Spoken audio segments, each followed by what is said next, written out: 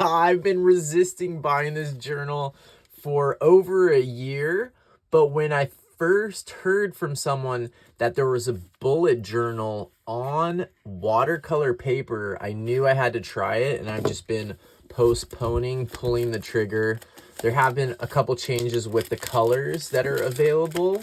So there are a few different colors available, but all I care about, I don't care how fancy the format is and this little box that it comes in, because I'm going to throw that away in a second. What I care about is the paper. And unfortunately, it has a very, very smooth, very nice cloth cover. This is the kind of thing that will scare some people away from using the journal and inspire others to use it, because this is pretty fine materials compared to what you normally see for a journal like this. I have to admit, usually I don't review anything before I've been testing it out for multiple weeks, if not years, but this is the brand new unboxing for me and just sort of that first impression. It's got the elastic loop here for a pen or a pencil. Unfortunately, that's not going to fit my massive... Oh, maybe it will. Wow, look at that. It even fits this massive Jinhao big heavy fountain pen. That's pretty crazy. Let's see what's the smallest size it can fit. Can also fit this small Gold Favor Aqua watercolor pencil. And the main attraction here is the idea that you can get bulleted paper, just like for bullet journaling, but it's also watercolor paper, so a lot heavier than your usual bullet journal paper. That's the whole idea. Let's look through, see what it's like. At the beginning, the paper feels really nice texture. If you're into texture, you're gonna love this. It'll be interesting to test some different, let's test some different supplies. It has a little pocket in the back. Creativity is intelligence having fun, an Albert Einstein quote. Could be worse. Could be worse in terms of quotes. And let's test out this paper with a couple different tools. And I think I will do it. I don't want to get too precious about this, but I'll still use the back for testing out some materials. So first, I will test out watercolor. And I'm going to use a water brush, Aquash water brush, obviously. Got my watercolor palette here. So let's see, if I wanted to bullet journal here and I want to create like a cloud for a heading or something.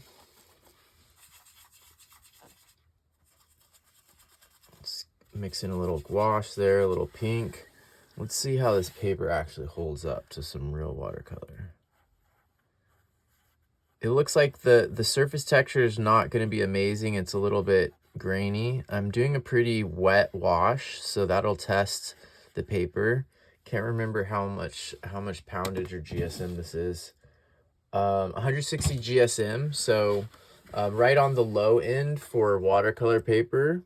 It looks to me like the main issue is not going to be how heavy the paper is going to be, but it's going to be the coating, the texture. You can see it is beading up there a little bit. Like, I didn't rub very much. I definitely didn't do 2 washes, but it's already beading up a little bit, or it's like the paper, the outer fibers of the paper are getting roughed up a little bit. So let me do another couple tests here. But what I'm seeing so far is that it looks like this will be fine if you're doing like 1 wash or some pretty basic stuff. But if you're trying to do lifting, or if you're trying to do a lot of glazing with multiple layers of watercolor or anything like that, this is probably not going to work. And you're going to want to make sure that you don't fuss over your painting too much. Like, go back in there and work on it, because all of those things are what roughs up that surface of the paper. And it looks like this is only going to be able to handle a little bit of that. Nevertheless, a beautiful book. It looks like it can handle some watercolor better than your usual bullet journal.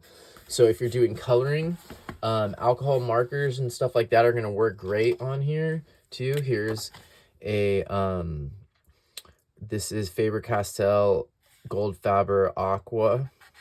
These are watercolor pens. There is a little bit of a texture that you might find scratchy for things such as fountain pens. Let's see what it's like for fountain pen ink. I definitely feel a texture, so if you're making ASMR videos, this will be good for you. But if you like that perfectly smooth feel that comes with some of those lectern bullet journals like these ones, if you like the feel of that really smooth paper, this is not going to be it for you. But if you want to see what it's like to combine a little bit of watercolor with a little bit of bullet journaling, then this Primrosia dot grid notebook premium heavy watercolor paper, 160 gems, 160 pages, is perfect for you. Check it out. I think it's worth it.